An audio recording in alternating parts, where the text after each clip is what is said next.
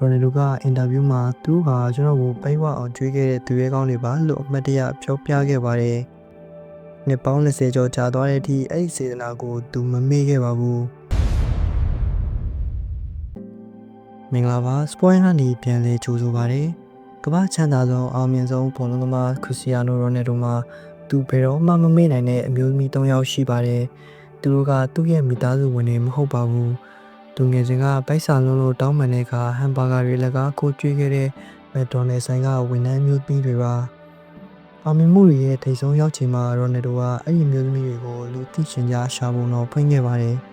ဒီနေ့ဗီဒီယိုမှာတော့ဒီရင်းနှီးစရာကျေးဇူးဆက်ခြင်းတဲ့ဇာတ်လမ်းလေးကိုတေးစိတ်ပြောပြပေးတော့မှာပါ1990ပြည်လွန်နှစ်တွေတုန်းကရိုနယ်ဒိုက Sporting Lisbon ရဲ့လူငယ်ကယ်ရီမှာတက်နေတဲ့17နှစ်သားလေးပါအဲ့ဒီချိန်ကသူကမိသားစုနဲ့ဝေးရမှာနေထိုင်ရပြီးအရန်လေးဆင်းရဲခဲ့ပါတယ်။ညဘက်တွေမှာဘိုက်ဆာလုံးလို့အိမ်မရတဲ့အခါသူနဲ့သူ့တငယ်ချင်းတွေဟာအကယ်ဒမီနီးကမက်ဒိုနယ်ဆိုင်လေးစီတွားလေးရှိပါတယ်။ဆိုင်ပိတ်ခါလေးမှာပုံနေတဲ့ဟမ်ဘာဂါတွေကိုပေးဖို့သူတို့လေးတွေကတောင်းဆိုခဲ့ကြတာပါ။အဲ့ဒီချိန်မှာဆိုင်ဝင်တဲ့အမျိုးသမီး3ယောက်ရှိပြီးအတိကကောင်းဆောင်ကတော့အန်နာလို့ခေါ်တဲ့အမျိုးသမီးပါ။သူတို့ဟာစီကံရမရပေမဲ့တနာစရာကောင်းတဲ့ကလေးလေးတွေကိုပိုနေတဲ့ဟမ်ဘာဂါတွေကိုခိုးပြီးကျွေးခဲ့ကြပါတယ်။ရိုနယ်ဒိုကအင်တာဗျူးမှာသူကကျွန်တော်ကိုပိတ်ဝအောင်ကျွေးခဲ့တဲ့သူရဲကောင်းတွေပါလို့အမှတ်တရပြောပြခဲ့ပါတယ်။နှစ်ပေါင်း20ကျော်ကြာသွားတဲ့အထိအဲ့ဒီစေတနာကိုသူမမေ့ခဲ့ပါဘူး။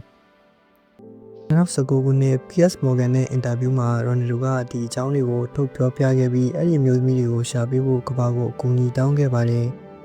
သူတို့ကိုရှာတွေ့ရင်ကျွန်တော်နဲ့အတူညစာစားကြပါတယ်။ကျွန်တော်ရဲ့ကျေးဇူးတွေကိုပြန်ဆက်ချင်လို့ပါဆိုပြီးသူကပြောပြခဲ့ပါတယ်။ဒီသတင်းဟာဒီကမ္ဘာလုံးကိုပြန့်နှံ့သွားခဲ့ပြီးရပိုင်းအတွင်းမှာ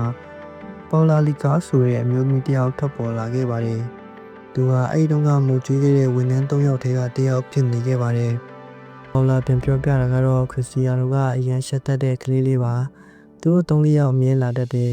ကံကောင်းစွာနဲ့ပဲအတိကကောင်းဆောင်အန်နာကတော့ကွင်လွန်သွားခဲ့ပြီလို့သတင်းချိုးကဆိုပါတယ်။ဒါပေမဲ့ရိုနယ်ဒိုရဲ့ဒီလုပ်ရက်ဟာသူဘလောက်ပဲချမ်းသာပါစေသူ့အောက်ခြေဘဝကကူညီခဲ့သူတွေကိုဘယ်တော့မှမမေ့ဘူးဆိုတာတက်တည်ပြလိုက်တာပါပဲ။ရိုနယ်ဒိုရဲ့ဇလန်ကကျွန်တော်တို့ကိုသင်ခန်းစာပေးပါတယ်။ကိုယ့်ကိုဒုက္ခရောက်ချိန်မှာကူညီခဲ့တဲ့လက်တစုံကိုဘယ်တော့မှမမေ့ပါနဲ့တဲ့။ခုဆိုရင်ရိုနယ်ဒိုကအဲ့ဒီမျိုးသမီးကိုသူ့ရဲ့ဧည့်သည်တော်ဖြစ်ဖိတ်ကြားပြီးထိုင်းတန်တန်ကျေးဇူးဆက်ခဲ့ပါတယ်။မိတ်ဆွေတို့ရောကိုယ့်ဘဝမှာနှံ့ရဆုံးကျေးဇူးရှင်ကဘယ်သူဖြစ်မလဲကွန်မန့်မှာပြောပြခဲ့ပေးကြပါအောင်ဗျာအခုလိုစဉ်းစားစရာအားသာခြင်းကြောင်းရာတွေကိုတင်ဆက်ပေးတော့မှကျွန်တော်ရဲ့ page လေးကို like and follow လေးလုပ်တော့ဖို့မမေ့ကြနဲ့ဘူးเนาะအားလုံးကိုကျေးဇူးတင်ပါတယ်ခင်ဗျာ